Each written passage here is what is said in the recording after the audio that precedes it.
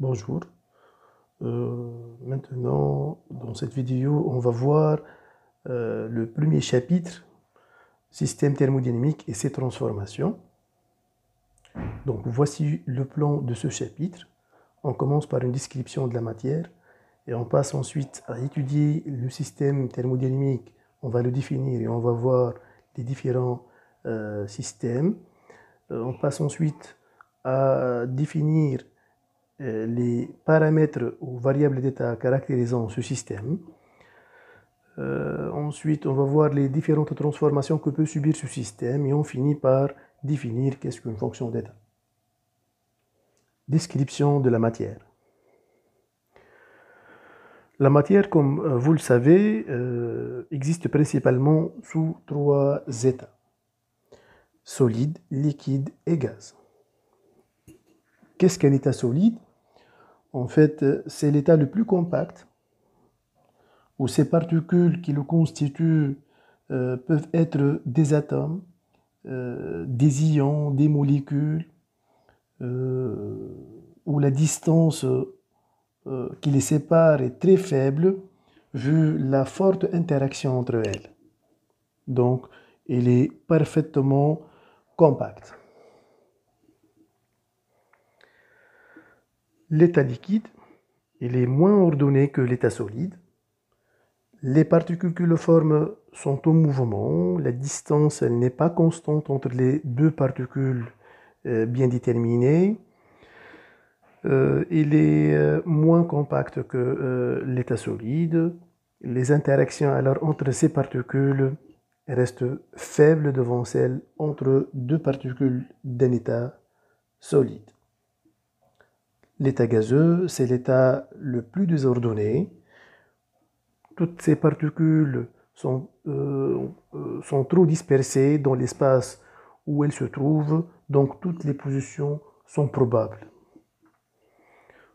On peut aussi classer la matière en état solide et état fluide. En fait, les fluides sont les liquides et les gaz, comme on peut classer la matière en état gazeux et état condensé. En fait, les solides et les liquides forment un état condensé. Les échelles de description de la matière. Donc, pour décrire un système, on peut le décrire macroscopiquement, là où il paraît comme continu, comment on peut s'enfoncer à l'intérieur, à l'échelle de ces particules qui le forment. Donc, c'est une description microscopique. Donc, ça, c'est une échelle dite microscopique. Et on peut voir le système à l'échelle mésoscopique, là où les tailles des différentes compositions, des différents composants de ce système-là, ils sont compris entre l'échelle microscopique qui est de l'ordre de quelques nanomètres et celle celle de l'échelle macroscopique qui est supérieure au millimètre. Donc, c'est une échelle intermédiaire où l'ordre de grandeur de la décomposition du système, elle est de l'ordre de quelques dizaines de micromètres. En fait, l'échelle macroscopique, c'est une échelle adoptée pour étudier macroscopiquement les systèmes, et c'est l'échelle adoptée durant la partie thermodynamique classique. La deuxième échelle microscopique, c'est l'échelle adoptée pour étudier la composition, la structure interne du système, c'est la thermodynamique statistique. Ou l'échelle mésoscopique, c'est une échelle adoptée pour étudier les particules élémentaires des fluides. Et on parle ici de la mécanique des fluides. On passe maintenant au système thermodynamique. On va le définir. En fait, un système thermodynamique est une portion de l'espace qu'on l'isole du milieu extérieur par une paroi. Donc en fait, le système thermodynamique est un ensemble de particules, atomes ou molécules, délimitées de l'extérieur par une paroi. Ces particules sont en interaction avec l'extérieur. Je cite l'exemple de gaz comme exemple de système thermodynamique. Quand il est enfermé dans une enceinte, un fil en caoutchouc ou en cuivre par exemple, un système thermodynamique peut être un milieu magnétique qui peut échanger avec l'extérieur de l'énergie, peut-être un milieu diélectrique, un condensateur, etc.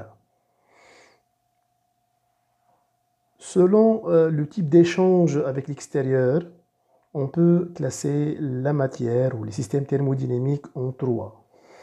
Donc, un système est dit isolé s'il n'échange avec l'extérieur ni de l'énergie ni de la matière. Donc, son nombre de particules reste toujours constant et son énergie aussi. Un système est fermé quand il va échanger avec l'extérieur de l'énergie et il n'échange pas de la matière, de particules. Un système est dit ouvert s'il peut échanger à la fois de l'énergie et de particules. Maintenant, je vais vous rappeler de quelques grandeurs moléculaires qu'on va l'utiliser. En fait, une mole, comme vous le savez, c'est l'ensemble de nombre d'Avogadro particules. Le nombre d'Avogadro, en fait, c'est égal à 6,02 10 puissance 23 entités élémentaires, atomes, ions ou molécules.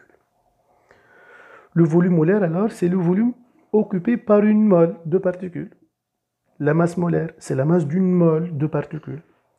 La densité particulière, appelée aussi nombre de particules par unité de volume, exprimée en mètres moins 3. La masse volumique, c'est la masse par unité de volume. On va commencer maintenant la troisième partie, c'est paramètres d'état.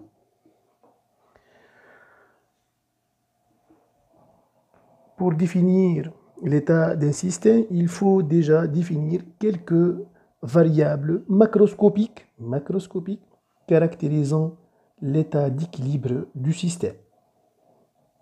Comme exemple, si le système thermodynamique est un gaz, pour préciser son état, il faut définir à la fois sa pression, son volume, sa température et son nombre de moles. Pour caractériser l'état d'équilibre d'un fil de cuivre, il faut préciser sa longueur, sa température et sa tension qu'on lui applique, la force qu'on va l'appliquer. En fait, la relation entre ces paramètres d'état constitue une équation d'état. Comme vous l'avez vu au cours de chimie, pour un gaz parfait, la pression fois le volume est égal au nombre de moles N fois la constante des gaz parfaits R fois T, PV égale à nRT.